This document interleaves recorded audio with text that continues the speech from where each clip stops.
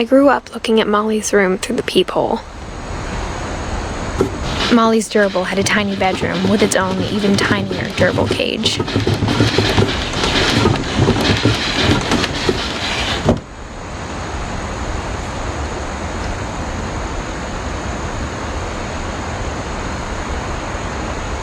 Being inside for the first time, I felt like I'd stepped behind a painting.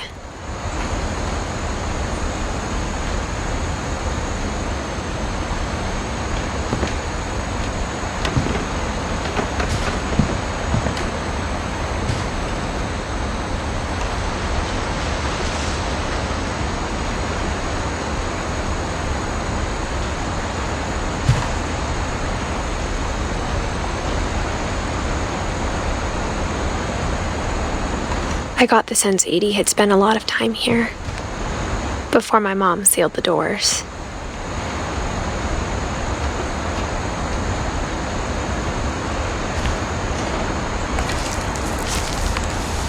December 13th, 1947. Dear Diary, I'll be gone soon, but I wanted to tell somebody about what's gonna happen. It started when Mom sent me to bed without dinner.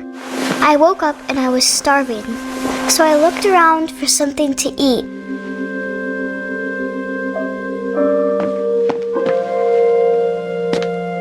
The gerbil food was dry, but I didn't mind it.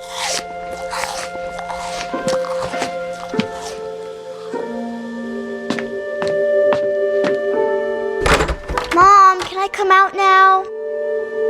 Sweetheart, it's late. Go to sleep. My Halloween candy was all gone.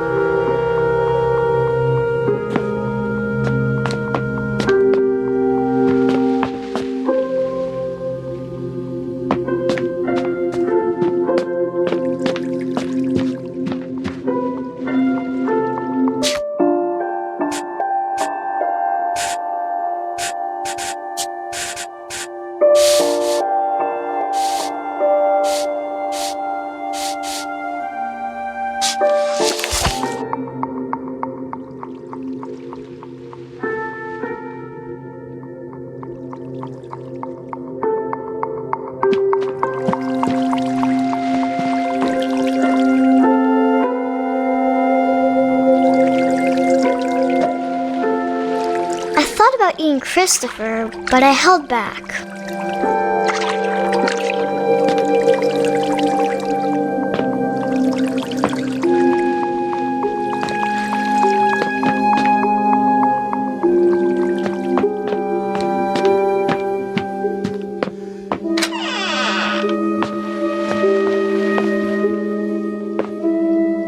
I kept eating and eating.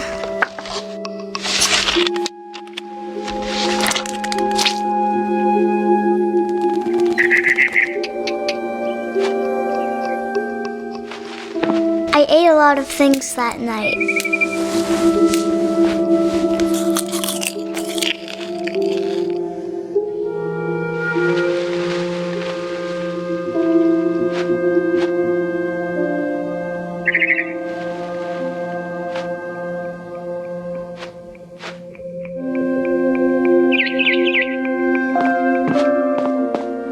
Then I heard chirping outside my window. It was a barn swallow going back to her nest. I reached out for her.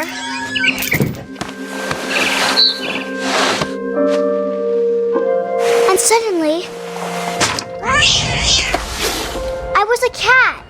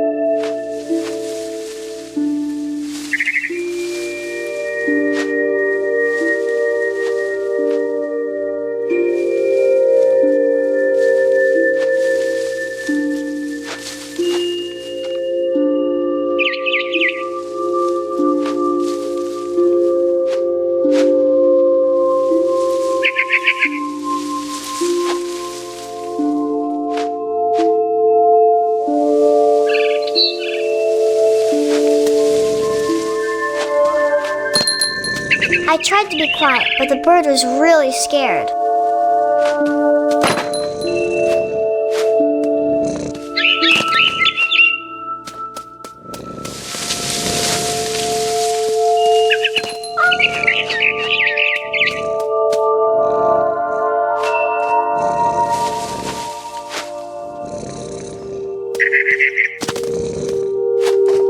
Mom and Dad didn't even look at me.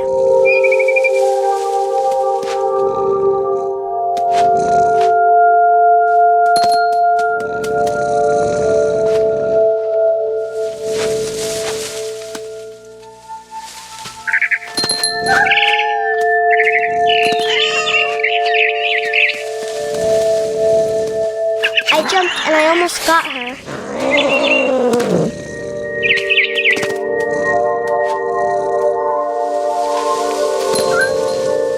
I could tell she was getting really tired.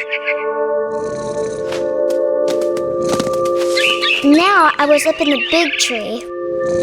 I promised Dad I wouldn't climb it anymore. All I cared about was eating that mama bird.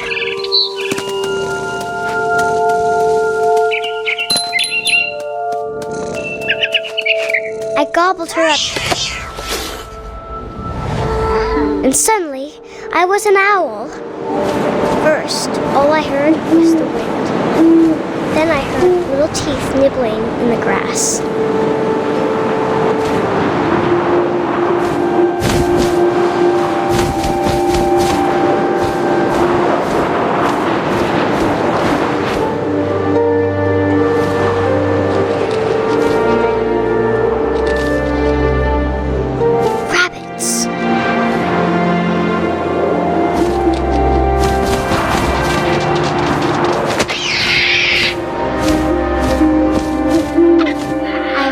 His face looking up and seeing mine through my talons. I swallowed him up, and I didn't chew one bit. Then I flew off to find something bigger.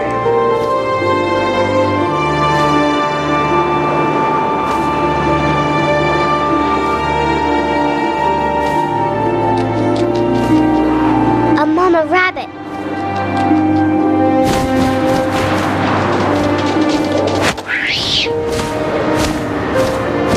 She was almost too big to carry. I started choking, but I couldn't stop eating. And suddenly, I was a shark.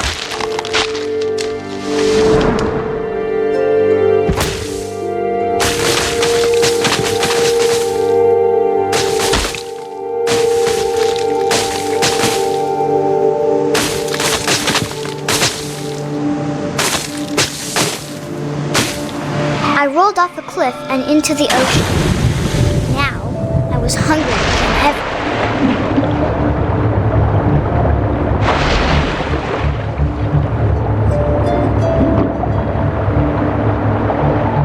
I wanted fat, juicy seeds.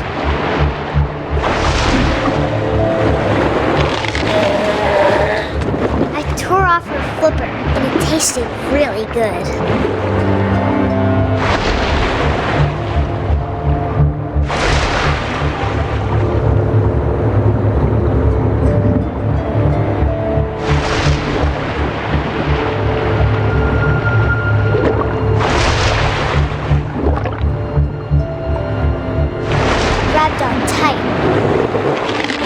So hungry, I jumped out of the water. When I opened my eyes, everything had changed.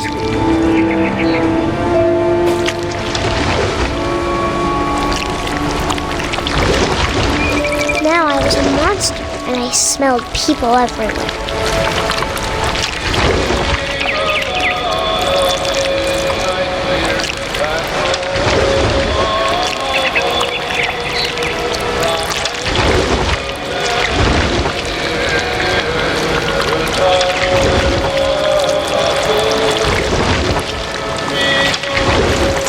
I was big, but I moved real quiet.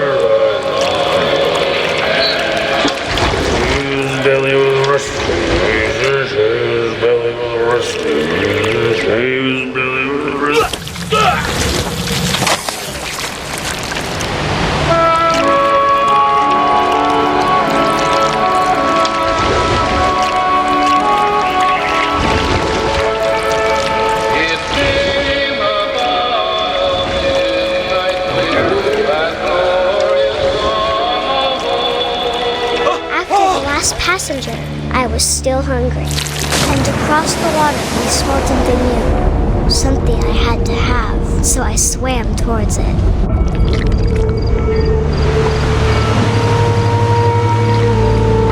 I slithered onto the sand, and the good smell went into an old pipe.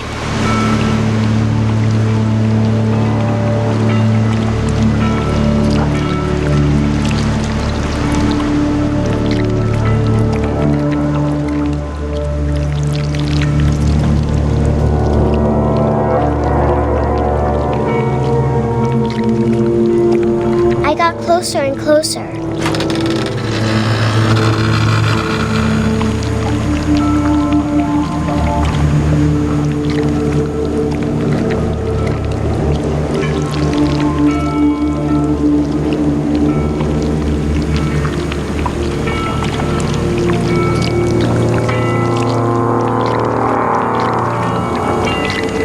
All of my stomach started growling.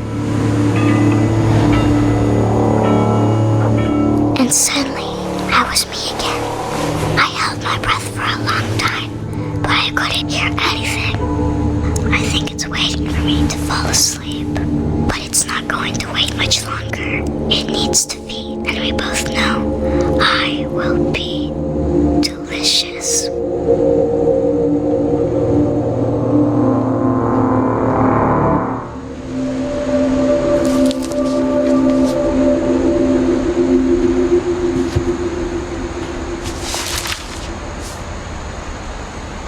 I'm not sure if I believed all of that, but I'm sure Edie would have.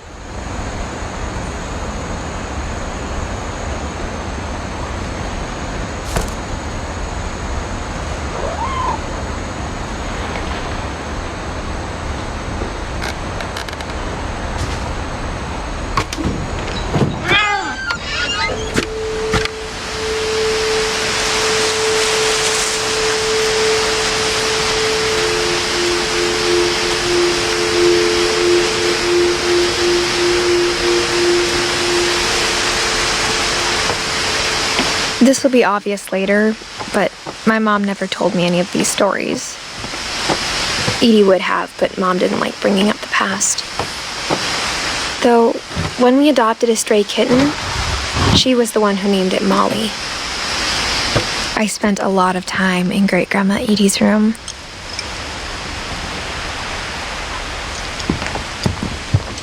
Her room was like a museum. For 500 years, the Finches have been famous throughout Norway for their fortune and misfortune. Odin Finch buries the latest victims of the family curse, his wife Ingeborg and their newborn son, Johan.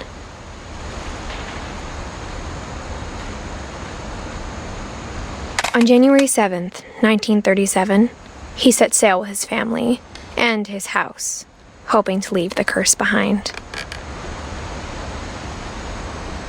But 40-foot waves off the coast of Washington send the house and Odin to the bottom of the sea. Odin's daughter Edie, with husband Sven and baby Molly, step ashore on their new home, Orcas Island. Odin Finch is the first to be buried in the new family cemetery. His daughter Edie is already dreaming of a new Finch house.